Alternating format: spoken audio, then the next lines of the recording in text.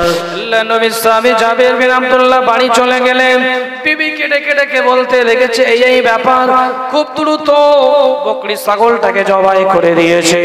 জাবের বিন আব্দুল্লাহ দুটো ছোট ছোট ছোট ছোট বালক পুত্র সন্তান ছিল, একটা একটু বড় আর একটা একটু ছোট।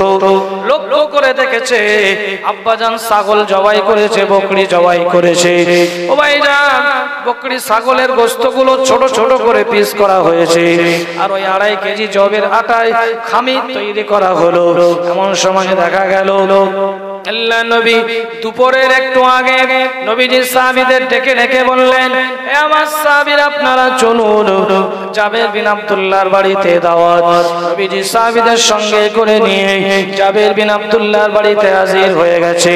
আপনারা হাত ধুয়ে জায়গায় সকলে লাইন দিয়ে বসে যান। নবীজি বলেন, এ সাহাবী, তোমার বাড়ির কিচেন রান্নাঘরটা কোন দিকে? সাহাবী দেখিয়ে দিয়েছেন। আল্লাহ নবী গিয়ে নিজের লালা মোবারক নিয়ে ওই খামির একটু দিয়ে দিয়েছে, এবারে রুটিগুলো তৈরি করো। ওই যে রান্না গোশত রয়েছে, ভুনা করা গোশত, ওই গোশতের ভিতরে নবীজি নিজের লালা মোবারক নিয়ে একটু লাগিয়ে দিয়েছে। এবারে বলতে লেগেছে, হে আমার সাহাবী জাবের বিন আব্দুল্লাহ, নাও নাও, এবার আমার সাহাবীদের যতটা প্রয়োজন। একটা কথা মনে রাখবে, ওই হাঁড়িতে, যে হাঁড়িতে গোশত ভুনা করা হয়েছে, ওই হাঁড়ির সরাটা যেন সরাবে না, যার যেমন প্রয়োজন তাকে তেমন দেবে। আল্লাহ নবী সাহাবী দিতে লেগেছে। ওখান থেকে রুটি তৈরি করা হচ্ছে, খামির টেনে টেনে রুটি তৈরি করা হলো। রুটিগুলো নিয়ে নবীর সাহাবীদের সকলের সামনে দেওয়া হয়েছে। আল্লাহ নবী সাহাবীরা উদর পূরণ করে খেয়ে নিলেন। কিতাবের ভিতরে পাওয়া যায় আল্লাহ নবী সাহাবীরা সকলে খেয়ে নিলেন।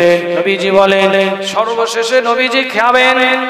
এমন সময় তার আগে একটা ঘটনা ঘটে গেল। ওই যে দুটো বালক পুত্র জাবের বিন আব্দুল্লাহর ছোট ভাইটা বড় ভাইটাকে বলছে, আব্বাজান বকরি জবাই করেছে, তুমি কি জানো কেমন করে জবাই করেছে? বড় ভাই বলে, আমি দেখেছি। ছোট ভাই বলে, একটা বার বলো, আমি জানতে চাই কেমন করে আব্বাজান জবাই করলো। বড় ভাই বারবার বুঝিয়ে বলে, ছোট ভাই বলে, আমি বুঝতে পারি না। বড় ভাই হাত দিয়ে দেখায়, আব্বা বকরিকে শুইয়ে দিয়েছে, এইভাবে গলায় ছুরি চালিয়েছে। ছোট ভাই বয়সটা খুবই অল্প, আজ কিনা বুঝতে পারে না। ঠিক এমন সময় ছোট ভাই জিদ করতে লেগেছে, ভাই আমাকে একটু ভালো করে বুঝিয়ে দাও। বড় ভাই বলে, যদি ভালো করে বোঝাতে হয় তুমি জমিনের উপরে শুয়ে পড়ো, আমি একটা ছুরি নিয়ে একটু দেখিয়ে দিই। ছোট ভাই জমিনের উপরে শুয়ে পড়েছে। বড় ভাই ধারালো ছুরিটা নিয়ে, যেই ছুরিটা দিয়ে হযরত জাবের বিন আব্দুল্লাহ আনসারী বকরি জবাই করেছিল, ওই ছুরিটা কোন জায়গায় রেখেছিল বড় ছেলে জানে। ওই ছুরিটাকে নিয়ে ছোট বার গলায় পোঁচ দিয়ে দিয়েছে। ভাইজান, বারবার পোঁচ দেওয়ার কারণে গলাটা কেটে গেল। ছোট ভাই দুনিয়ার জমিন থেকে একেবারে বিদায় নিয়ে চলে গেল। বড় ভাই এত পরিমাণে ভয় খেয়ে গেল, আমার ছোট ভাইকে নিজে হাতে হত্যা করে ফেললাম। মনে মনে ভাবে, আব্বাজান জানতে পারলে আমাকে তো আর আস্ত রাখবে না, আমাকে তো এমন করে মারধর করবে। ছোট ভাই মারা গেছে, ছোট ভাই দুনিয়ার জমিনে আর বেঁচে নেই। দৌড় দিয়েছে বাড়ি থেকে, দৌড়ে গিয়ে বিরাট একটা খাজুর গাছের উপরে জাবের বিন আব্দুল্লাহ আনসারীর বড় ছেলে খাজুর গাছের উপরে উঠে বসে আছে। কত সময় থাকতে পারবে, কত সময় থাকবে? এক পর্যায়ে দেখা গেল খাজুর গাছ এমন একটা গাছ, ওই গাছে অসংখ্য কাঁটা রয়েছে, কাঁটাযুক্ত গাছ। ওই গাছে কিন্তু বেশি সময় বসে থাকা যায় না, কাঁটাগুলো ফুটে যায়, পোকা মাকড় গুলো কামড়ায়। বড় ছেলেটা না থাকতে পেরে নামার চেষ্টা করছে। নামার সময় আজ কিনা হাতটা ছেড়ে গেছে, জমিনে পড়ে গেল। জমিনে পড়ে বড় ছেলেটাও মারা গেছে। সকলে বলুন, ইন্না লিল্লাহি ওয়া ইন্না ইলাইহি রাজিউন।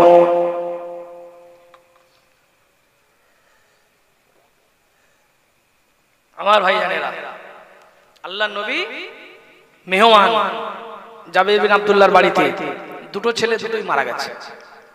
জাবের বিন আব্দুল্লাহ নিজের দুটো ছেলেকে খুঁজতে লেগেছে, খুঁজে খুঁজে পেয়ে গেছে, একটাকে জবাই করার অবস্থায় পেয়েছে, আর একটা গাছ থেকে পড়ে মারা গেছে। দুটো ছেলের লাশ মোবারক নিয়ে বিবির কাছে এসে ঝরঝর করে কাঁদতেছে। বিবিটার আল্লাহ কি বুদ্ধি দিয়েছে দেখেন, মা কেমন মা দেখেন। মা বলতে লেগেছে, হে আমার প্রাণ প্রিয় স্বামী, আজকে দিনে আখিরি জামানার নবী, আখিরি জামানার পয়গম্বর আমাদের বাড়িতে মেহমান হয়ে আসবে। এই সন্তানরা মারা গেছে বলে, ইন্তেকাল করেছে বলে আমরা যদি মনটা খারাপ করে থাকি, নবীজির শানে বেয়াদবি হয়ে যাবে। দুটো ছেলের লাশ মোবারক নিয়ে, লাশ দুটো নিয়ে ঘরের ভিতরে শুইয়ে দিয়ে একটা কাপড় চাপা দিয়ে ঘরের দরজা লাগিয়ে রেখেছে। স্বামী স্ত্রীর মনের ভিতরে বুক ফাটা কান্না, কিন্তু নবীজির সামনে প্রকাশ করে না। আল্লাহর নবী সাহাবীরা খেয়ে নিলেন। নবীজি এইবারে জাবের বিন আব্দুল্লাহকে ডেকে ডেকে বলেন, হে আমার সাহাবী জাবের, এইবারে আমি রাসূলুল্লাহ খাবো, তুমি খাবে, তোমার বিবিকে খেতে দেবে, তোমার ওই বাচ্চা দুটোকে একটু ডেকে দাও, তোমার ছেলেদেরকে সঙ্গে করে নিয়ে আমি দো জাগানের বাদশা আমি একসঙ্গে খেতে চাই।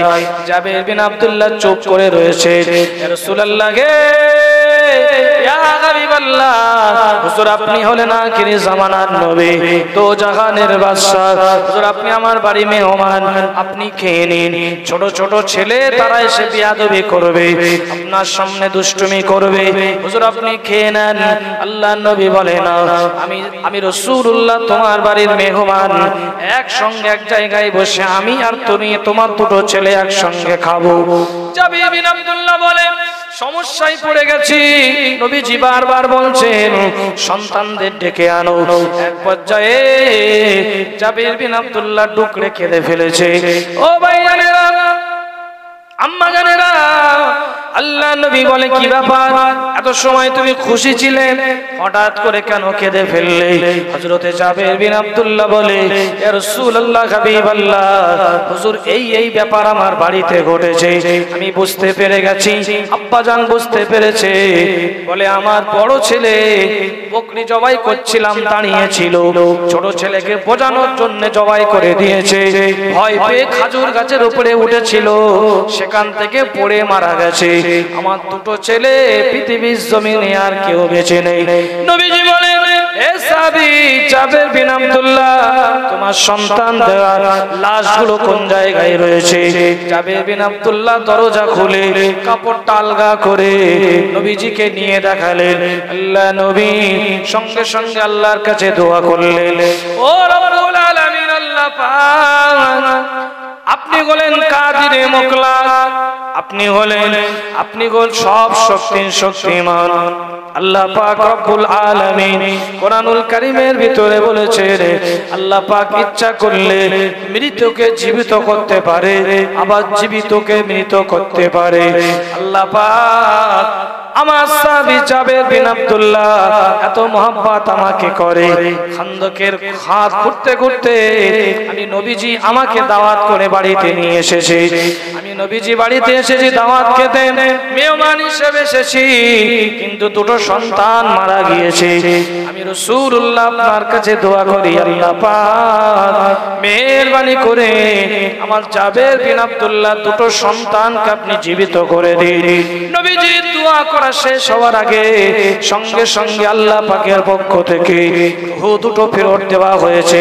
জাবের বিন আব্দুল্লাহ দুটো পুত্র সন্তান সঙ্গে সঙ্গে উঠে বসেছে। জোরে বলুন সুবহানাল্লাহ। আল্লাহু আকবার। ইয়া রাসূলুল্লাহ, ইয়া রাসূল, জিন্দাবাদ জিন্দাবাদ। আল্লাহু আকবার। আমার বাবাজিরা ভাইরা, নবীজির দোয়া আল্লাহ পাক তো ফেরাবেন না। দুটো সন্তান জীবিত হয়ে গেছে, একসঙ্গে বসে নবীজি খাওয়া দাওয়া করলেন। হযরত জাবের বিন আব্দুল্লাহ খুব খুশি হলেন। দুপুরবেলা খাওয়া কমপ্লিট হয়ে গেছে। খাওয়া দাওয়ার পরে নবীজি আবার খন্দকের ওই জায়গায় চলে গেছে। সুন্দর করে পরিখা খনন করা হয়েছে। মাটিগুলো নিয়ে মদিনার উপকণ্ঠে সুন্দর করে সাজিয়ে রাখা হয়েছে। এবারে অপেক্ষা করতে লেগেছে। ওদিকে আবু সুফিয়ান দলবদ্ধ ছদল বলে মদিনার একেবারে কাছে পৌঁছে গেছে। রাতের বেলা বলা বলি করছে খুব দ্রুত যাব, গিয়ে সকালবেলা একসঙ্গে তামাম করে দেব। কিন্তু আস্তে আস্তে ঘোড়া চলছে খুব দ্রুত, উট চলছে দ্রুত। আস্তে আস্তে সামনে এসে দেখে ঘোড়াগুলো সঙ্গে সঙ্গে ডিস ব্রেকের মতো দাঁড়িয়ে গেছে। কি ব্যাপার? সামনে লক্ষ্য করে দেখে বিরাট বড় একটা পরিখা, বিরাট বড় একটা গর্ত। যেই গর্তটা এত চওড়া রয়েছে ঘোড়া পার হয়ে যেতে পারবে না, নিচেই একবার পড়ে গেলে আর ওটা সম্ভব নয়। আবু সুফিয়ান বলে সর্বনাশ, এই সংবাদ মদিনায় দিল কে? সংবাদ দিচ্ছে তো আল্লাহ রাব্বুল আলামিন ফেরেশতা জিবরাইল মারফত। আমার নবীজি এমন করে সাহাবায়ে কেরামদেরকে সুন্দর করে সাজিয়ে দিয়েছেন মদিনার উপকণ্ঠে, যদি কোনো রকম ভাবে কাফেরেরা আসে তীর মেরে হটিয়ে দেবে। পাহাড়ায় মদিনার সব মেয়েদেরকে বাড়িতে রেখে একটা সেফটি জায়গায় মেয়েদেরকে রেখে আল্লাহর নবী সাহাবায়ে কেরামদের নিয়ে সব পাহাড়ায় রয়েছেন, কোনো রকম ভাবে যাতে কাফেরেরা মদিনায় প্রবেশ করতে না পারে, কোনো ক্ষতি করতে না পারে। আবু সুফিয়ান বলে সর্বনাশ, কি করে ওইদিকে যাব? কোনো রকম ভাবে যাওয়া যায় না। কেদাবে আছে। আবু সুফিয়ান বললে এই জায়গায় তাবু তৈরি করো। ওই জায়গায় তাবু তৈরি করা হলো। আবু সুফিয়ান ওই জায়গায় রান্না করা শুরু করে দিয়েছে। তাবুর ভিতরে রান্না হয়, খাওয়া দাওয়া হয়। বারবার চেষ্টা করে কিন্তু কোনো রকম ভাবে এপার থেকে ওপারে যেতে পারে না। ও ভাইজান সংক্ষেপে বলি, আবু সুফিয়ান মনে মনে চিন্তা করে কি ব্যাপার, এসেছিলাম বুক ভরা আশা নিয়ে নবীজি সাহাবীদের মারবো বলে, কিন্তু এটা তো অসম্ভব হয়ে গেল। এক একটা তীর মারলেও তীরটা ওই পায়ে পৌঁছায় না। আবু সুফিয়ান আলাপ আলোচনা করে নবীজি সাহাবীরা যখন নামাজে দাঁড়াবে ঠিক ওই সময় আমরা তীর মারবো, যখন নামাজে দাঁড়াবে ওই সময় তীর মারবো। আল্লাহ নবী আজকিনা রয়েছেন, আল্লাহ পাক ফেরেশতা জিবরাইলকে ডেকে ডেকে বললেন, ও আমার ফেরেশতা জিবরাইল আমার হাবিবকে গিয়ে বলেন আজকে থেকে ওই জায়গায় নামাজের জামাতটা দুবার হবে। একদল নামাজ পড়বে আর একদল পাহারা দেবে। নামাজ শেষ হয়ে গেলে এ দল যারা পাহারা দিচ্ছিল তারা নামাজ পড়বে, যারা নামাজ পড়ছিল তারা পাহারা দেবে। নবীজি দুভাগ করে দিলেন। সাহাবীরা এভাবে করে অল্টারনেট করে নামাজ পড়ে। আবু সুফিয়ান বলে কি ব্যাপার, আমরা আলোচনা করলাম এই দিকে, এই সংবাদটা ওই দিকে কে কি করে গেল? তোমাদের নিশ্চয় আমাদের ভিতরে কেউ একটা গুপ্তচর আছে, তাহলে আমাদের এই সংবাদ ওইদিকে যাচ্ছে কি করে? যেটা আলোচনা করছি সেটা ওইদিকে চলে যাচ্ছে। সর্বনাশ। সবাই বলে আবু সুফিয়ান আপনি মক্কার নেতা, বুদ্ধি তো আল্লাহ অনেক দিয়েছে, আপনিই বলেন এই ঘোড়া পার হয়ে যেতে পারছে না, এত বড় পরীক্ষা, এত বড় গর্ত, আমরা কি করে যাব? আবু সুফিয়ান বলছে এটাও তো একটা কথা, কি করে যাবে, কিন্তু সংবাদটা যাচ্ছে কি করে? ভাইজানেরা, আবু সুফিয়ানের দুশ্চিন্তা বেড়ে গেছে। 15-20 দিন 25 দিন মতো হয়ে যাচ্ছে কিন্তু বাড়িতে ফিরে যায় না, বাড়িতে ফেরে না। নবীজির সাহাবীরা অতিষ্ঠ হয়ে যাচ্ছেন, কাজ কামগুলো সব বন্ধ করে ওই জায়গায় পাহারায় রয়েছে। আবু সুফিয়ান কোন রকম ভাবে হার মানে না। আল্লাহ নবীর কাছে এসে সাহাবীরা বললেন ইয়া রাসূলুল্লাহ ইয়া হাবিবাল্লাহ, হুজুর কোন একটা ব্যবস্থা করুন, এইভাবে থাকলে কদিন আর থাকা যাবে। আল্লাহ নবী আল্লাহ পাক রব্বুল আলামিনের কাছে দোয়া করছে। এর আগে একটা কথা বলি, ওই যে 90 বছর বয়স একজন ব্যক্তি আবু আমির ইবনে ওয়াদা, ওই ব্যক্তিটা একদিন আবু সুফিয়ানের দলের লোক কাফের ওই পরীক্ষার নিচে এসে নবী সাহাবীদের দিকে লক্ষ্য করে চিৎকার দিয়ে দিয়ে বলে এই কাপুরুষের দলেরা মুসলমানদের বলছে, নবীজি সাহাবীদের বলতে লেগেছে এই কাপুরুষের দলেরা এভাবে করে গর্ত খনন করে তোমরা নিজেদেরকে আত্মগোপন করে রেখেছো, যদি মায়ের দুধ খেয়ে থাকো সরাসরি যুদ্ধে লিপ্ত হও। আরো বাজে বাজে বাজে বাজে কথা বলতে লেগেছে। আল্লাহ নবীর সাহাবী, আল্লাহ নবীর জামাতা হযরত আলী রাদিয়াল্লাহু তাআলা আনহু এই কথাটা শুনে তিনি সহ্য করতে পারলেন না। আল্লাহ নবীর কাছে গিয়ে বললেন, ইয়া রাসূলুল্লাহ, ইয়া হাবিবাল্লাহ, হুজুর আপনি একটাবার অনুমতি দিয়ে দেন, ওই কাফেরটাকে আমি জাহান্নামে পাঠিয়ে দেব। আল্লাহ নবী বললেন, ও বাবা আলী, তুমি যাবে যুদ্ধ করতে, ইয়া রাসূলুল্লাহ আপনি দোয়া করেন। আল্লাহ নবী হযরত আলীকে কাছে নিলেন, নিজের মাথার পাগড়িটা খুলে হযরত আলী রাদিয়াল্লাহু আনহুর মাথায় পরিয়ে দিলেন। নিজের তলোয়ারি, যে তলোয়ারিটার নাম জুলফিকার, ওই তলোয়ারিটা হযরত আলীর হাতে তুলে দিলেন। যাও, চলে যাও। আল্লাহর কাছে দুটো হাত তুলে নবীজি দোয়া করলেন, ও রব্বুল আলামিন, আল্লাহ পাক, আমার সাহাবী আলী মক্কার একটা বিরাট বীর পালোয়ানের সঙ্গে যুদ্ধ করতে যাচ্ছে, আল্লাহ পাক আপনি হেফাজত করবেন। হযরত আলী বলেন, নেমে পড়েছেন ওই পরীক্ষায়। ওই ব্যক্তিটি হযরত আলীকে লক্ষ্য করে হাসতে লেগেছে। আজ কিনা বারবার আঘাত করে হযরত আলী ডিফেন্স করে দিল। এক সুযোগ বুঝে একটা কোপ দিয়ে দিয়েছে, এক কোপে দ্বিখণ্ড হয়ে গেল। কিন্তু এই আঘাতের ভিতরে একটা আঘাত আল্লাহ নবীর সাহাবীর কপালে একটু লেগে গেল। কপালটা কেটে গিয়ে রক্ত বার হয়। ওই অবস্থায় আল্লাহ নবীর কাছে চলে এসেছে নবীজি। আল্লাহ নবীজি হযরত আলীকে সামনে রেখে আল্লাহ নবী নিজের লালা মোবারকটা নিয়ে হযরত আলীর ক্ষত জায়গায় একটু লাগিয়ে দিলেন। সঙ্গে সঙ্গে কিতাবে এসেছে হযরত আলীর ক্ষত জায়গাটা সুস্থ হয়ে গেল। দিন যায় রাত আসে, আল্লাহ নবী আল্লাহর কাছে হাত তুলে দোয়া করে, আল্লাহ পাক আপনি কোনো একটা ব্যবস্থা করে দিন। এইভাবে আমার সাহাবীরা দীর্ঘদিন ধরে পরীক্ষা খনন করলো, আবার দীর্ঘদিন ধরে এই জায়গায় পাহারায় রয়েছে। আমার সাহাবীদের খুবই কষ্ট হয়। আল্লাহ নবী দোয়া করলেন। দোয়া করার পরে এক মুষ্টি পালি তুলে নিয়ে আল্লাহ নবী এমন করে কাফেরদের দিকে লক্ষ্য করে ছুঁড়ে দিলেন। নবীজির হাতে পালি তুলে ছুঁড়ে ওসিলাই আল্লাহ রাব্বুল আলামিন সঙ্গে সঙ্গে আকাশে বিরাট একটা কালো মেঘ উঠলো। এত পরিমাণে ঝড়ো বৃষ্টি শুরু হয়ে গেল। একে তো ছিল ঠান্ডার সময়, আবার বিরাট বৃষ্টি হয়। বৃষ্টির সঙ্গে শিল পড়তে আরম্ভ হয়ে গেল। শিলা বৃষ্টি, তাঁবুগুলো একেবারে লন্ডভন্ড হয়ে যায়। এত পরিমাণে হাওয়া হয়, এত পরিমাণে ঝড় হয়, দেখা গেল হাঁড়িগুলো সব চুলা থেকে উপরে উপরে পড়ে যাচ্ছে। আবু সুফিয়ান বলে, সর্বনাশ সর্বনাশ, ওইদিকে ঝড় হয় না, ওইদিকে বৃষ্টি হয় না, ওইদিকে শিল পড়ে না, কিন্তু আমাদের দিকে কেন এমন হয়? এই জায়গায় আর থাকা যাবে না। আবু সুফিয়ান বলল, এই জায়গায় আর থাকা যাবে না, আজ জীবন নিয়ে বাড়িতে ফিরে যেতে হবে। আবু সুফিয়ান বলল, সকলে পালিয়ে চলো। আবু সুফিয়ানের কথা শুনে সদল বলে সবাই পালিয়ে যেতে আরম্ভ করেছে।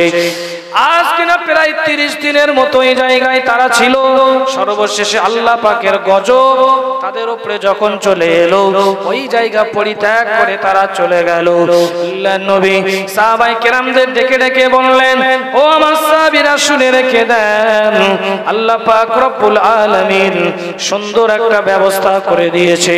আল্লাহ পাক তাদেরকে হটিয়ে দিয়েছেন, তাড়িয়ে দিয়েছে। ফেরেশতা হযরতে জিবরাইল আল্লাহ নবীর কাছে আসলেন। আল্লাহ নবীর কাছে এসে সংবাদটা দিয়ে দিলেন, ইয়া রাসূলুল্লাহ, ইয়া হাবিবাল্লাহ, তারা এমন করে মক্কা থেকে চলে যাচ্ছে। আল্লাহ নবী সাহাবীদের ডেকে ডেকে বললেন, ও আমার সাহাবীরা, আপনাদের ভিতরে কে আছে রে? নিজের চোখে একটু দেখে আসবেন। সাহাবীদের ভিতর থেকে কোন সাহাবী রাজি হয় না। এত পরিমাণে ঠান্ডা, সাহাবায়ে কেরামদের উরুত মোবারক গুলো ঠক ঠক ঠক ঠক করে কাঁপতেছে। আল্লাহ নবী বললেন, ও আমার সাহাবীরা, তোমাদের ভিতর থেকে চিনি যাবেন, যে যাবেন জান্নাতে আমার সঙ্গে এক জায়গায় থাকবে। নবীজির সাহাবীরা বসে রয়েছে। আল্লাহ নবী নিজে থেকে বললেন, ও আমার সাহাবী হুযায়ফা ইবনুল ইয়ামান, তাফসীরে মাজহারির ভিতরে আজ কিনা সূরা আহজাবের তাফসীরে এসেছে, এই খন্দকের যুদ্ধের আরেকটা নাম হলো গজওয়ায়ে আহজাব। ও ভাইজান, তাফসীরে মাজহারির ভিতরে কাজী সানাউল্লাহ পানিপতি হুজুর লিখেছেন, হযরতে হুযায়ফা ইবনুল ইয়ামান বলে, আল্লাহ নবী আমার নাম ধরে ডেকেছে, বলছেন। আমি লাব্বাইক সাদাইক বলে দাঁড়িয়ে গেলাম। আল্লাহ নবী আমাকে বললেন তুমি একটু চলে যাও, নিজে চোখে কাফেরদের ব্যাপারটা একটু দেখে এসো, কাফেররা কত দূরে গিয়েছে একটু দেখে এসো। হযরতে হুযায়ফা ইবনুল ইয়ামান বলেন এত পরিমাণে ঠান্ডা, এত পরিমাণে শীত, আমার কানটা কাঁপে, আমার উরুত মোবারক গুলো কাঁপে। কিন্তু নবীজির কাছ থেকে আমি যখন যেতে লেগেছি ওই দিকে, সঙ্গে সঙ্গে যেন একটা গমগমে গরম গরম ভাব আমাকে আক্রমণ করেছে, আমাকে যেন ঘিরে নিয়েছে।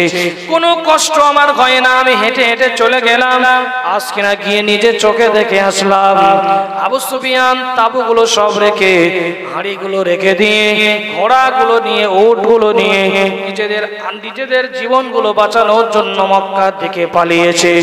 হযরতে হুযায়ফা ইবনুল ইয়ামান বলে আমি আবার যখন ফিরে আসতেছি, আবার ওই আরামদায়ক ভাবে ফিরে এলাম, কিন্তু নবীজির ওই মজলিসে যখন এলাম আবার আমাকে ঠান্ডা গ্রাস করেছে। এই ছিল পরিখা খননের যুদ্ধ বা খন্দকের যুদ্ধ।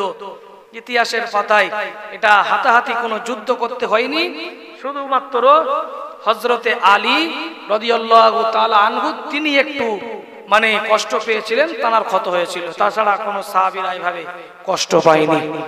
কাফেররা অনেকবার চেষ্টা করেছে তীর মারার, কিন্তু তীর আসবে কি করে, মাটি দিয়ে উঁচু করা রয়েছে, তীর মারলেই মাটিতে বেঁধে যায়। বা অনেকবার চেষ্টা করা হয়েছে ওই পরীক্ষায় নেমে, গর্তেই নেমে ওঠার, কিন্তু নিচেই নামলে ওঠা সম্ভব নয়। আমার বাবাজিরা ভাইরা, আল্লাহর নবী সুন্দর করে মদিনায় আবার ফিরে গেলেন। রাসূলুল্লাহ আল্লাহর নবী মদিনায় ফিরে গেলেন। মদিনায় ফিরে যাওয়ার পরে আল্লাহ নবী দিন কাটাতে লেগেছে, সাহাবাই কেরামদের নিয়ে নামাজ আদায় করেন, সাহাবাই কেরামদের নিয়ে দিন প্রচার প্রসার করতে লেগেছে। এমন সময় ৬ষ্ঠ হিজরিতে আল্লাহ নবীর কাছে সংবাদ চলে এসেছে, ইয়া রাসূলুল্লাহ, ইয়া হাবিবাল্লাহ, হুজুর কোদায়েত বলে একটা জায়গা আছে, ওই জায়গায় মুরাইশি বলে একটা কুয়া আছে, ওই মুরাইশি কূপের ধারে বনিল মুস্তালিক বলে একটা জায়গা, ওই জায়গায় একদল ইহুদিরা এক জায়গায় হয়েছে হুজুর ইসলামে অর্থাৎ সাহাবীদের বিরুদ্ধে যুদ্ধ করার জন্য। আল্লাহ নবী বললেন কোনো সমস্যা নেই, আমরা আবার যুদ্ধের ময়দানে যাব। মদিনা থেকে অনেকটাই দূর বনিল মুস্তালিক। আল্লাহ নবী সাহাবায়ে কেরামদেরকে ডেকে ডেকে বললেন, ও আমার সাহাবীরা, আপনারা প্রিপারেশন নিয়ে নেন, আমি রাসূলুল্লাহ আপনাদের সঙ্গে করে নিয়ে বনিল মুস্তালিকে যুদ্ধ করতে যাব। আল্লাহ নবী সেই সময় কয়েকটা বিয়ে হয়ে গেছে। আল্লাহ নবী নিজের বিবিদের নিয়ে পালা সিস্টেম করে নিয়েছে। কোন বিবির ঘরে এই রাত্রে, কোন বিবির ঘরে ওই রাত্রে। নবীজির উপরে পালা করা আজ কিনা ওয়াজিব ছিল না, ফরজ ছিল না, কোনো দায়িত্ব ছিল না, কিন্তু নবীজি নিজে থেকে ইনসাফ করে পালা করে দিয়েছিলেন। আল্লাহ নবী সফরে গেলে কোনো না কোনো বিবিকে সঙ্গে করে নিয়ে যেতেন। আল্লাহ নবী ওই বনিল মুস্তালিক নামক জায়গায় সফর করে তিনি সাহাবীদের নিয়ে আসতেছেন, সাহাবীদের নিয়ে তিনি আসতেছেন, আর সঙ্গে করে আল্লাহ নবীর বিবি হযরতে আম্মা জান আয়েশা সিদ্দিকা রাদিয়াল্লাহু তাআলা আনহাকে সঙ্গে করে নিয়ে এলেন। আম্মা জান আয়েশা একটা সুন্দর, খুব বড় একটা ইষ্টপুষ্ট উটের পিঠে একটা হাওদা তৈরি করা হলো। আম্মা জানকে ওই উটের হাওদার ভিতরে বসিয়ে পর্দার সঙ্গে নিয়ে আসা হয়েছে। ৪র্থ হিজরিতে নবী পাকের উপরে পর্দার আয়াত নাযিল হয়ে গেছে, পর্দাটা ফরজ হয়ে গেছে। আল্লাহ নবী সাহাবায়ে কেরামদের এবারে পর্দার হুকুম করে দিলেন। নবীজি সাহাবীরা বিবিদেরকে এবারে পর্দায় রাখেন। ও ভাইজানেরা, আম্মা জান আয়েশাকে সঙ্গে করে নিয়ে আল্লাহ নবী বনিল মুস্তালিকে চলে এলেন। কয়েকদিন ওই জায়গায় থাকলেন, কাটালেন, কিন্তু দেখা গেল সাহাবীদের সঙ্গে বনিল মুস্তালিকের ইহুদিরা যুদ্ধ করতে সাহস করছে না। কয়েকদিন নবীজি বলেন এই জায়গায় তাবু তৈরি করা হোক, এই জায়গায় আমরা থাকবো। নবীর সাহাবীরা একদিন আল্লাহ নবীর কথা শুনে সকলে একসঙ্গে পাহাড় থেকে গাছ কেটে নিয়ে মেসওয়াক তৈরি করলেন। ওই মেসওয়াকটা নিয়ে মেসওয়াক করতেছে আর ইহুদিরা কাফেরেরা বলা বলি করে, নবীজির সাহাবীরা সব একসঙ্গে দাঁতে ধার দিচ্ছে, মানে এবারে একসঙ্গে লাগবে না, না তাদের সঙ্গে যুদ্ধে লিপ্ত হওয়া যাবে না। আল্লাহ নবীর সাহাবীদের সঙ্গে যুদ্ধ হলো না। নবীর সাহাবীদের বললেন, যুদ্ধ যখন হলো না, বনিল মুস্তালিকের ইহুদিরা তাঁবুগুলো ছেড়ে চলে গেল, নিজেদের ধন সম্পদগুলো রেখে চলে গেল, যেগুলো ইসলামের পরিভাষায় হলো গনিমতের মাল। আল্লাহ নবী সাহাবীদের বললেন, ওই গনিমতের মালগুলো সকলে নিয়ে নাও। নবীজির সাহাবীরা গিয়ে ওই গনিমতের মালগুলো নিয়ে নিলেন, নবীজির সাহাবীদের ভিতরে বন্টন করে দিলেন। খুশি মনে নবীজির সাহাবীরা সকলে একে একে নিয়ে নিলেন। আল্লাহ নবী বললেন, এই জায়গায় 3 দিন থাকবো, 3 দিন থেকে দেখবো ইহুদিরা আবার নাকি ব্যাকে ফিরে আসে না একেবারে চলে গেছে। বিজয় জায়গায় 3 দিন অবস্থান করেছিলেন, কিন্তু তাদের সাহস হলো না নবীজির সাহাবীদের বিরুদ্ধে যুদ্ধ করবে। ও ভাইজানেরা, 3 দিন অতিবাহিত হওয়ার পরে নবীজির সাহাবীদের ডেকে বললেন, এবারে বাড়ির দিকে রওনা হব। আজ কিনা আল্লাহ নবী সাহাবায়ে কেরামগণেরা সব বাড়ির দিকে রওনা হয়েছে। আম্মা আয়েশা সিদ্দিকা রাদিয়াল্লাহু তাআলা আনহা যেই উটের হাওদার পিঠের উপরে তিনি বসে থাকতেন, যে হাওদায় বসে থাকতেন, আম্মা জান রাতের অন্ধকারে হাওদা থেকে নেমে একটু ইস্তেনজা করতে চলে গেছেন। ইস্তেনজা করতে যে আল্লাহ নবীর বিবি নিজের বোন আসমার গলার একটা হার চেয়ে নিয়ে গলায় দিয়ে এসেছিল। ওই হারটা কোন জায়গায় পড়ে গেছে, আম্মা জান আয়েশা ওই হারটা খুঁজতে লেগেছে। এইদিকে উটটা নিয়ে চলে গেছে। ওই উটটা পরিচালনা করার দায়িত্ব যার ছিল, সে কোন রকম ভাবে বুঝতে পারলো না আম্মা জান এই হাওদার ভিতরে রয়েছে কিনা। কারণ আম্মা জান আয়েশা সিদ্দিকা সেই সময় তিনি একটু হালকা ছিলেন, বয়সটা কম, ওয়েট কম। এখন হিষ্টপুষ্ট উটের পিঠে আম্মা জানের হাওদা, উট বুঝতে পারিনি, মানে উটটাকে যে পরিচালনা করছিলেন, যে সাহাবী পরিচালনা করছিলেন, বুঝতে পারিনি যে আম্মা জান আছেন কিনা। যেহেতু তিনি আম্মা জান তানাকে জিজ্ঞাসাও করেননি, মনে মনে ভাবলেন মনে হয় আম্মা জান হাওদার ভিতরে আছে। উটটাকে উঠিয়ে মদিনার রাস্তায় রওনা হয়েছে। আম্মা জান এইদিকে মানে ইস্তেনজা করতে যে হাতটাকে খুঁজতে খুঁজতে এক জায়গায় তিনি একটু ঘুমিয়ে পড়লেন, চোখ লেগে গেল। রাসূলুল্লাহ সফরে গেলে নিয়ম ছিল সাহাবায়ে কেরামদের ভিতর থেকে একজনকে দায়িত্ব দিতেন, তুমি সবার শেষে আসবে, কোনো সামান পড়ে আছে কি, কেউ হারিয়ে গেছে কি দেখে তারপরে আসবে। ভাইজান, এটা একটা খুব ভালো নিয়ম। বাড়ি থেকে কোনো আত্মীয়র বাড়িতে গেলে বা কোনো জায়গায় যাওয়ার সময় ভালো করে ব্যাগগুলো একবার শেষবারের মতো দেখে নেওয়া, সবকিছু নিয়েছি কিনা। অনেক সময় দেখা যাচ্ছে সব গুছিয়ে নিলাম, তারপরেও কিছু না কিছু একটা ফেলে চলে এসেছে, হয় কি হয় না? হয়। নবীজি দায়িত্ব দিয়েছেন, তোমার দায়িত্ব হলো তুমি শেষে আসবে, দেখে আসবে কেউ হারিয়ে গেছে কিনা, কোনো জিনিস ফেলে এসেছে কিনা। আম্মা জান হযরতে আয়েশা সিদ্দিকা রাদিয়াল্লাহু তাআলা আনহা একটা চাদর মুড়ি দিয়ে ওই জায়গায় শুয়ে রয়েছেন। আল্লাহ নবী দায়িত্ব দিয়েছিলেন হযরতে সফওয়ান ইবনে মুআত্তাল রাদিয়াল্লাহু তাআলা আনহুর। হযরতে সফওয়ান ইবনে মুআত্তাল রাদিয়াল্লাহু তাআলা আনহু এই দায়িত্বটা পেয়েছিলেন। সমস্ত সাহাবীরা মদিনার রাস্তায় রওনা হয়ে গেছে, দ্রুত গতিতে কাফেলা চলতেছে। এমন সময় পূর্ব আকাশে সূর্য উঠে গেছে, সকাল হয়ে গেছে, আবসা আবসা অন্ধকার চলে গেছে। নবীজির সাহাবী সফওয়ান ইবনে মুআত্তাল ওই চাদর মুড়ি দিয়ে কে যেন একটা শুয়ে রয়েছে। একবার দেখেই তিনি চিনতে পেরেছেন তিনি আর অন্য কেউ নয়, তিনি বলেন আমাদের আম্মা জান হযরতে আয়েশা সিদ্দিকা রাদিয়াল্লাহু তাআলা আনহা। শুধু জবান দিয়ে একটাই কথা বলেছিলেন, ইন্না লিল্লাহি ওয়া ইন্না ইলাইহি রাজিউন। এই কথাটা বলার সঙ্গে সঙ্গে আম্মা জানের ঘুমটা ভেঙে গেছে। আম্মা জান এসে আজ কিনা সফওয়ান ইবনে মুআত্তাল রাদিয়াল্লাহু আনহুর উটের পিঠের উপরে বসলেন। উটটাকে জমিনে বসানো বসানো হলো। আম্মা জান উটের পিঠে বসলেন, উটটাকে উঠিয়ে সফওয়ান ইবনে মুআত্তাল হাঁটিয়ে হাঁটিয়ে নিয়ে যাচ্ছে। উটের লাগাম ধরে আম্মা জান উটের পিঠে, সাহাবী উটের লাগাম ধরে হাঁটিয়ে হাঁটিয়ে নিয়ে যাচ্ছে।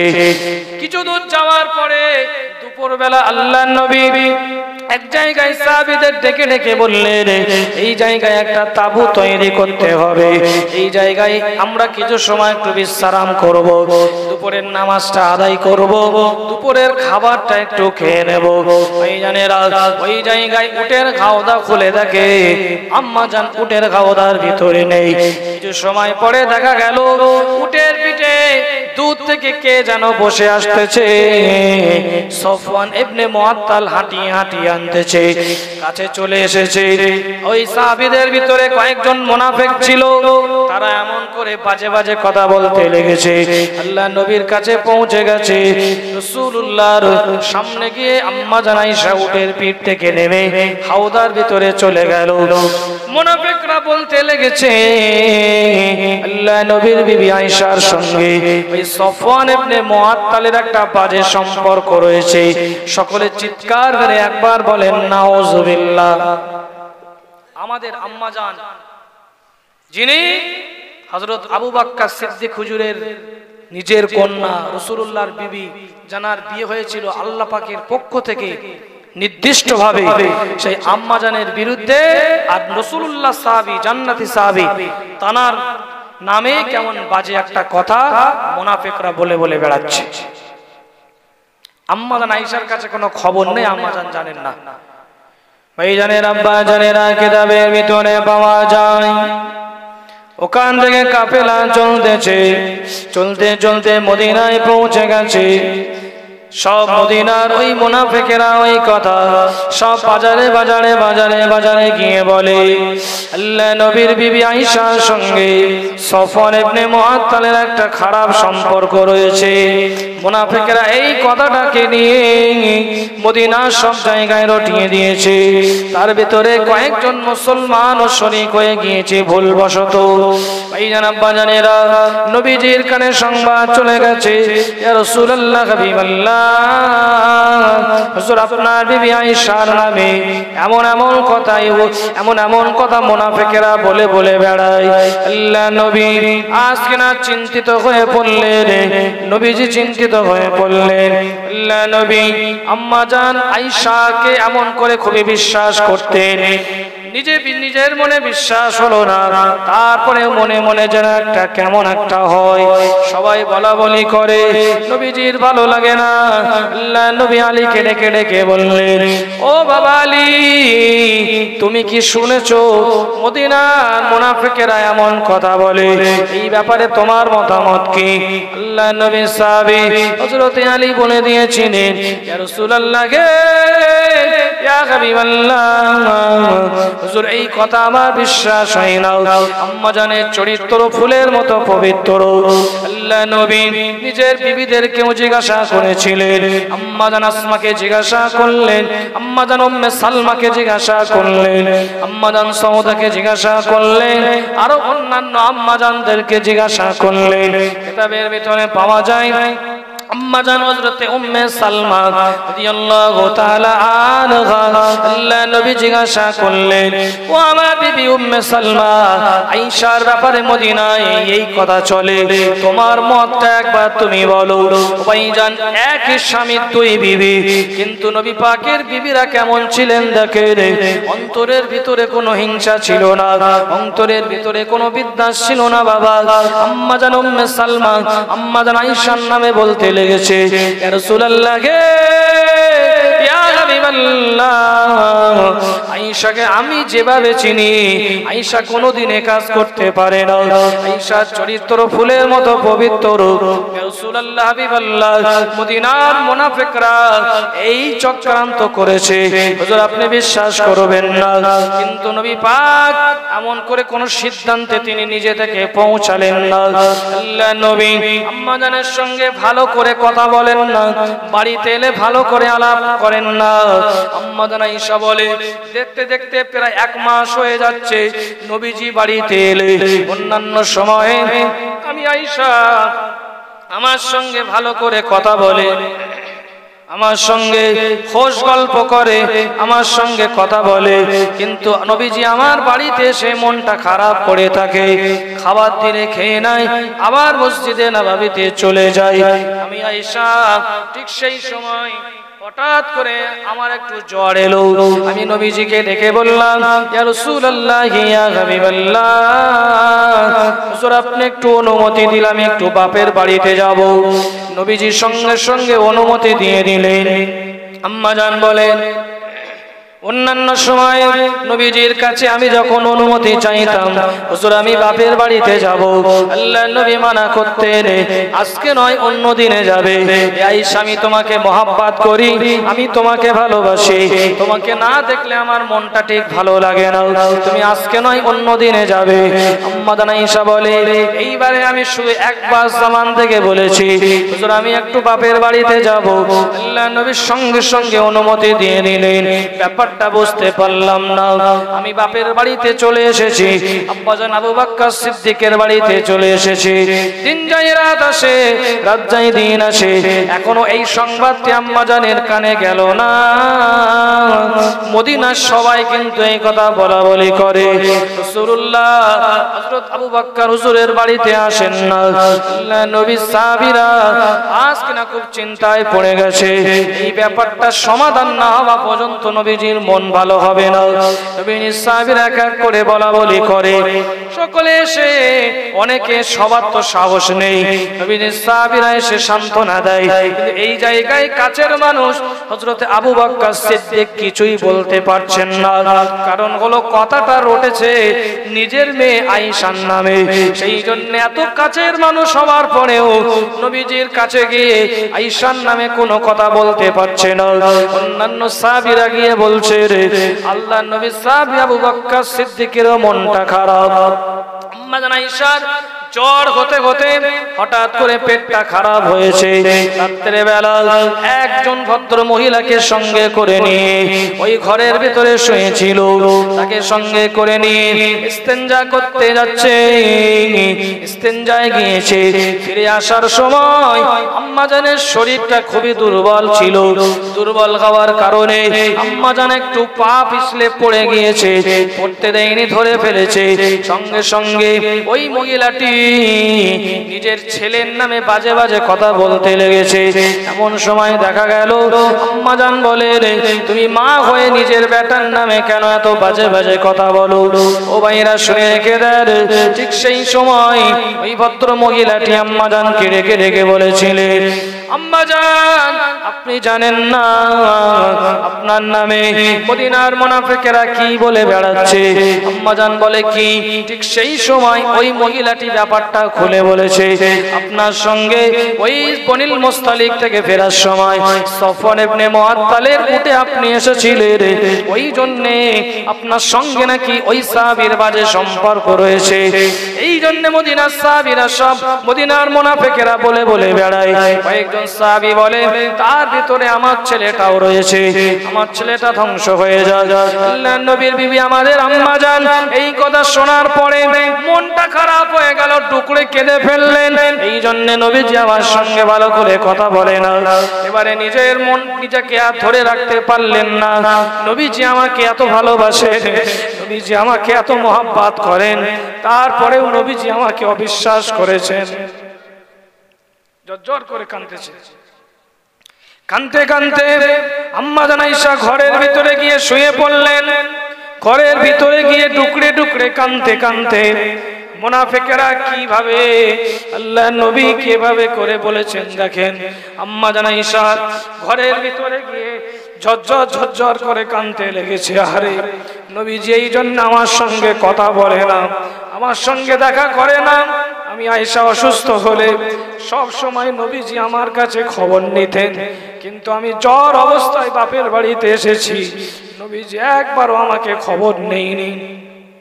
আমার পেটটা খারাপ হয়ে গেছে, নবীজি তারপরেও আমার সংবাদটা নিল না। আম্মা জান আয়েশার বুকটা যেন ফেটে যায়। আজকে না নিজের বাপের বাড়িতে ঘরের ভিতরে গিয়ে ঝরঝর ঝরঝর করে কাঁদতে লেগেছে। ওই ভদ্র মহিলাটি আম্মা জানকে সান্ত্বনা দেয়। কিতাবের ভিতরে পাওয়া যায় আম্মা জান এত পরিমাণে কাঁদে, আম্মাজান এত পরিমাণে কাঁদেন, আম্মাজান খাওয়া দাওয়া ছেড়ে দিয়েছে, ভালো করে কিছুই খায় না, সব সময় তিনি শুয়ে রয়েছেন আর কাঁদতেছেন। নবীজি আমার উপরে ভুল বুঝে রয়েছেন, শুধু এটাই কষ্ট, আল্লাহ নবী আমার উপরে ভুল বুঝে রয়েছেন। ও বাবাজিরা, ভাইরা, মুনাফিকরা তো এটাই চেয়েছিল আম্মাজানের সঙ্গে নবীজির সম্পর্কটা একটু খারাপ হয়ে যাবে। ভাইজান নবীজি সবচেয়ে বেশি ভালোবাসতেন আম্মাজান আয়েশাকে, ওই জন্য আয়েশার নামে এই কথাটা রটিয়েছে। ও বাবাজিরা, ভাইরা, ঠিক এমন সময় দেখা গেল আল্লাহ নবীর সাহাবী আবু বকর বাড়িতে এসেছে। আম্মাজান আয়েশার শরীরটা এত পরিমাণে খারাপ, মাথা ধারে বসে আম্মাজান আয়েশাকে সান্ত্বনা দিচ্ছে, আম্মাজান, হে আমার বেটি, ধৈর্য ধারণ করো, তুমি ধৈর্য ধারণ করো, এমন করে সান্ত্বনা দেয়। আল্লাহ নবীর বিবি আব্বাজান আবু বকর সিদ্দিকের মুখের দিকে ফিরে ঝরঝর করে কাঁদে, কিছুই বলে না। হযরত আবু বকর সিদ্দিক তিনিও কিছুই বলেন না। সেই সময় আম্মাজান বলে, আব্বাজান, আপনি তো নবীজির খুব কাছের সাহাবী, আপনি একটু কিছু গিয়ে বলেন। হযরত আবু বকর সিদ্দিক বললেন, ও বেটি, আমি রাসূলুল্লাহর কাছে গিয়ে কিছুই বলতে পারবো না। ঠিক এমন সময় দেখা গেল 2 থেকে 3 দিন অতিবাহিত হয়ে গেল, আম্মাজান খাওয়া দাওয়া ছেড়ে দিয়েছেন। একেতে জ্বর, আবার পেট খারাপ হওয়ার কারণে শরীর খুবই জরাজীর্ণ দুর্বল। ওই অবস্থায় মনে এত কষ্ট, বুকে দুঃখে বুকটা যেন পেটে খান খান হয়ে যায়। একটাই কষ্ট, নবীজি আমার প্রতি ভুল বুঝেছেন, নবীজি আমার সঙ্গে কথা বলেন না। এমন সময় দেখা গেল একদিন দুপুর বেলা আল্লাহ নবী আজকে না মসজিদে নববীতে নামাজ আদায় করতেছিলেন। আল্লাহ পাকের ফেরেশতা হযরতে জিবরিল আমিন আলাইহিস সালাতু ওয়াস সালাম এসে আল্লাহ পাকের পক্ষ থেকে আল্লাহ পাক রব্বুল আলামিন ফেরেশতা জিবরাইলকে ডেকে ডেকে পাঠিয়ে দিলেন। ও আমার ফেরেশতা জিবরাইল, আমার হাবিবকে গিয়ে সত্যটাকে বলে দেন, আমার হাবিবকে গিয়ে একটু জানিয়ে দেন। সঙ্গে সঙ্গে এমন করে আল্লাহর ফেরেশতা হযরতে জিবরিল আমিন আলাইহিস সালাতু ওয়াস সালাম এসে আল্লাহর কোরআনুল কারীমের 10টা আয়াত এসে নবীজির কাছে দিয়ে গেলেন। 10টা আয়াত এখন বললে ব্যাখ্যা করতে গেলে অনেক দূরে চলে যাবে।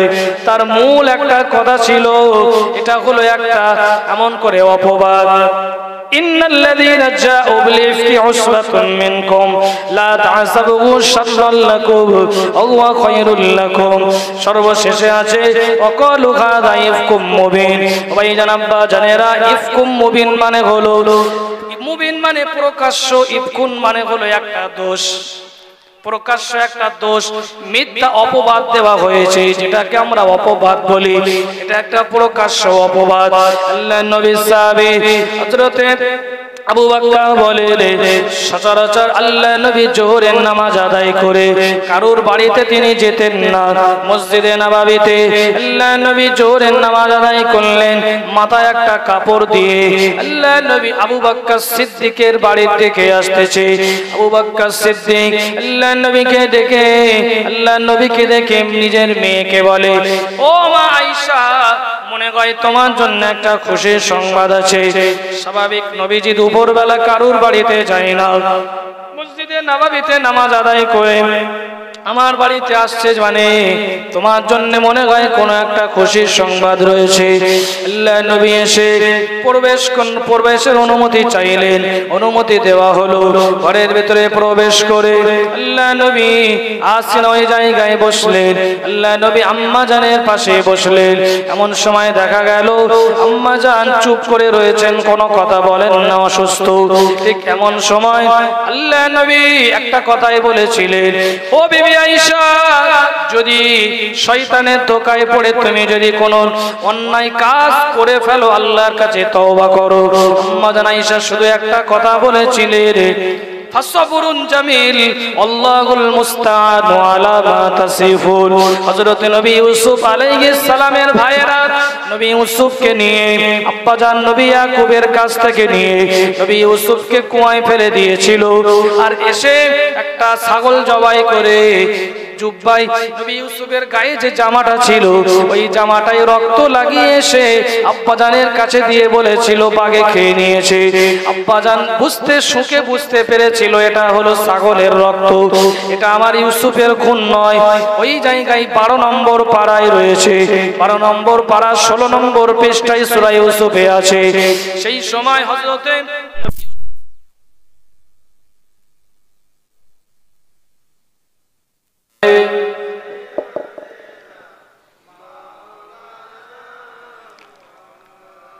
নবী ইয়াকুব আলাইহিস সালাম বলেছিলেন ফাসবরুন জামিল আল্লাহুল মুস্তাআনু আলা মা তাসিবুন, আমি আল্লাহর কাছে উত্তম ধৈর্য ধারণ করব। আল্লাহুল মুস্তাআনু আলা মা তাসিফুন, তোমরা যে মিথ্যা কথাটি আমার সঙ্গে বলছো ওই ব্যাপারে আল্লাহ আমাকে সাহায্য করবেন। এই কথাটি আম্মা জান আয়েশা জবান দিয়ে বললেন। এই সময় পরে আল্লাহ নবী প্রকাশ্যে তিনি মিসকে এসে দিয়ে বললেন, ও বিবি আয়েশা, তোমার নামে আল্লাহ পাক রব্বুল আলামিন 10টি আয়াত সূরা নূরে তিনি অবতীর্ণ করেছেন।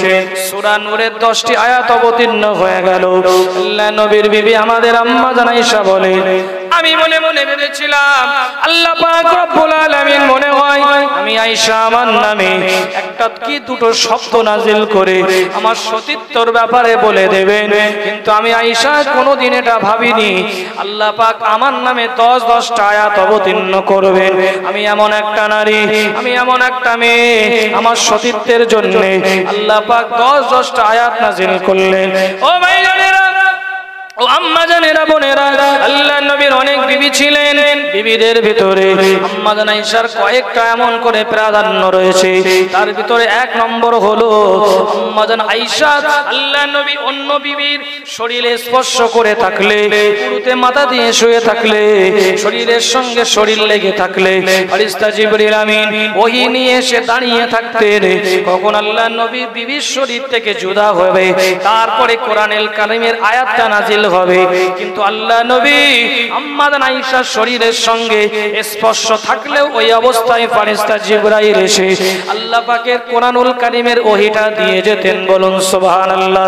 দ্বিতীয় নম্বর হলো আম্মা জান আয়েশা বলেন রাসূলুল্লাহ ইন্তেকাল করেছে আমার বুকের উপরে। রাসূলুল্লাহ যখন ইন্তেকাল করে আম্মা জান আয়েশা বলে বাচ্চাদের মায়েরা কোলে নিয়ে যেমন দুধ পান করায় ঠিক ওইভাবে কোলে নিয়ে রাসূলুল্লাহ আমার বুকে ছিল। ওই অবস্থায় রাসূলুল্লাহর মৃত্যু হয়েছে, রাসূলুল্লাহ ইন্তেকাল করেছে। তৃতীয় আর একটা হলো আমার ঘরটাই হলো রাসূলুল্লাহর মাজার মুকদ্দাস, রওজায়ে মুবারক মুকদ্দাস। পৃথিবীর মানুষেরা এসে